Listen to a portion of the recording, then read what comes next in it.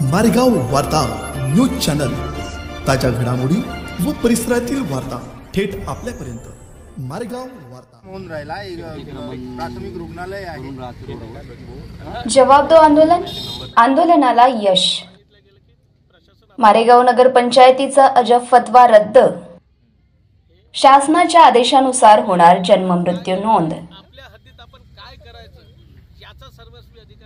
जन्म व मृत्यू यांच्या नोंदणीचे विनियमन करण्याबाबत व त्यांच्याशी निगडीत असलेल्या बाबी संबंधित तरतूद करण्यासाठी जन्म व मृत्यू नोंदणी अधिनियम 1969 या भारत सरकारच्या अधिनियमाला मारेगाव नगर पंचायतीच्या बेजबाबदार अधिकाऱ्यांकडून मूठ माती देत अजब फतवा काढीत चक्क नगरपंचायत हद्दीत असणाऱ्या जनतेची आर्थिक लूट केली जात होती। या अन्यायकारी धोरणाच्या विरोधात वंचित बहुजन आघाडी तालुका मारेगाव मैदानात उतरली होती। प्रजासत्ताक दिनाच्या आदल्या दिवसापासून मारेगाव नगरपंचायत कार्यालयासमोर जिल्हाधिकारी साहेब जवाब दो या मुदत घंटानाद आंदोलनाचे कार्यकर्त्यांनी रणसिंग फुंकले होते। समस्यांचे बाजारगाव असलेल्या मारेगाव नगरपंचायतीची ख्याती तशी संपूर्ण जिल्हाभरच आहे।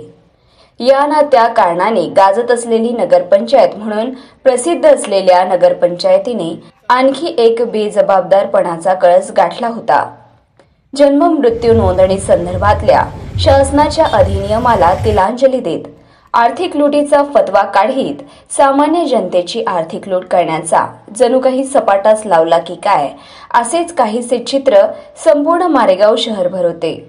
विशेष म्हणजे नगरपंचायत मारेगाव यांनी जन्म व मृत्यू नोंदणीकरिता लागणारी कागदपत्रे याबाबतचे कुठलेही विवरण प्रसिद्धी फलकावर लावलेले नव्हते। मन मानेल तसे उत्तर देत सामान्य जनतेला वेठीस धरत व तिची आर्थिक लूट करण्याचा सपाटा अलिखित पद्धतीने नगरपंचायतीकडून सुरू होता। जेव्हा की शासनाच्या जन्म व मृत्यू नोंदणी अधिनियमानुसार नियम आणि अटीला अधीनस्थ राहूनच जन्म मृत्यूची नोंद करणे बंधनकारक आहे। या आर्थिक लुटीचा भंडाफोड झाला तो वंचित बहुजन आघाडीचे गजानन चंदनखेडे यांची आजी नामे अनुसया विठ्ठल नगराडे यांचे 26 डिसेंबर 2024 ला वृद्धापकाळाने निधन झाले होते।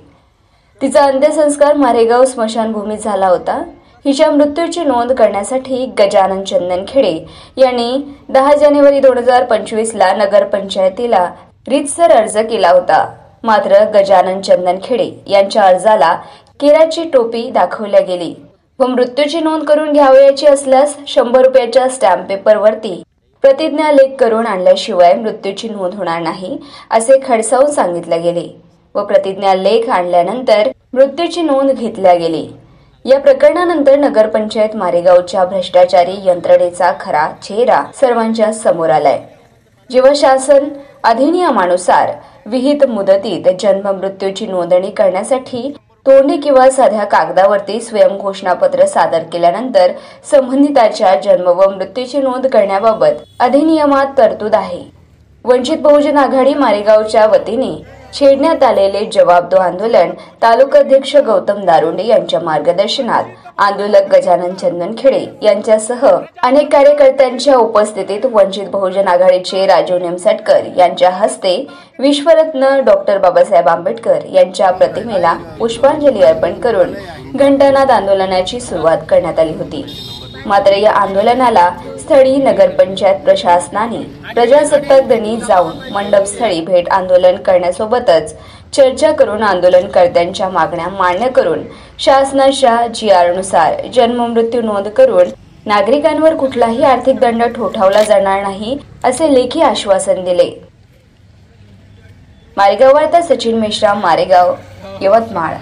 वंचित बहुजन आघाडीच्या वतीने जे काही आंदोलन चाललेलं होतं त्या आंदोलनाची दखल मारेगाव नगरपंचायतचे अधिकारी कर्मचारी यांनी घेतली। विशेषतः मुख्याधिकारी आणि मारेगाव शहराचे नगरपंचायतीचे नगराध्यक्ष मस्कीजी आणि आकाश बत्कीसह सर्व नगरसेवक यांनी खरं म्हणजे जनतेचा प्रश्न जनतेच्या जो दरबारात उभा केला होता वंचित बहुजन आघाडीने या मागणीची दखल घेत प्रजासत्ताक दिनाच्या दिवशी मंडपाला भेट दिली, प्रश्न समजावून घेतला आणि या पलीकडे या पलीकडे अशा प्रकारचं काहीही होणार नाही याचा अर्थ वंचित बहुजन आघाडीची मागणी आंदोलनकर्त्याची त्यांनी मान्य केली आणि पुढे चालून नागरिकांना त्रास होणार नाही अशा प्रकारची ग्वाही देत लेखी पत्र दिलं आणि गावकऱ्यांच्या माहितीसाठी गावदिंडी देखील दवंडी देखील करण्याचं मान्य करत जनतेला न्याय देण्याचा प्रयत्न केला आणि त्यावरती विश्वास ठेवून आम्ही हे आंदोलन तुर्तास मागे घेत आहोत. जर का या पलीकडे यांनी अशा प्रकारची जर कार्यवाही केली नाही तर मग यापेक्षा अधिक तीव्र संवैधानिक पद्धतीने आंदोलन आम्ही करू.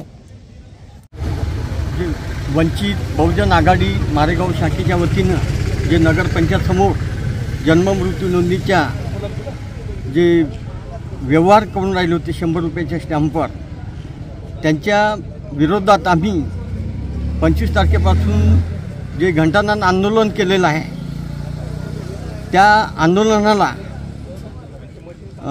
राजभाऊ निमसटकर यांच्या मार्गदर्शनाखाली आम्हाला यश आलेलं आहे आणि त्या यशाबद्दल आम्ही त्यांचे आभार मानतो.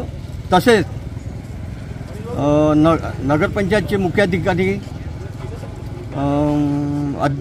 नगरपंचायतचे अध्यक्ष तसेच नगरसेवक यांनी या आंदोलनाला खूप सहकार्य करून त्यांच्या ज्या मनातल्या भावना होत्या आणि त्या भावनेचं आम्हाला आमच्यासमोर निरसन करून दाखवलेलं आहे. त्याच्यामुळं आमचं सगळं समाधान झालेलं आहे आणि त्या समाधानाबद्दल आम्ही हे जे आंदोलन आहे ते आम्ही थोडं स्थगित करत आहोत. सर्व नागरिकांना सूचित करण्यात येत आहे की नगरपंचायतद्वारे आपल्याकडे जन्ममृत्यू नोंदणीसाठी कुठल्याही अवैधानिक तथा अनावश्यक कागदपत्रांची मागणी करणार नाही.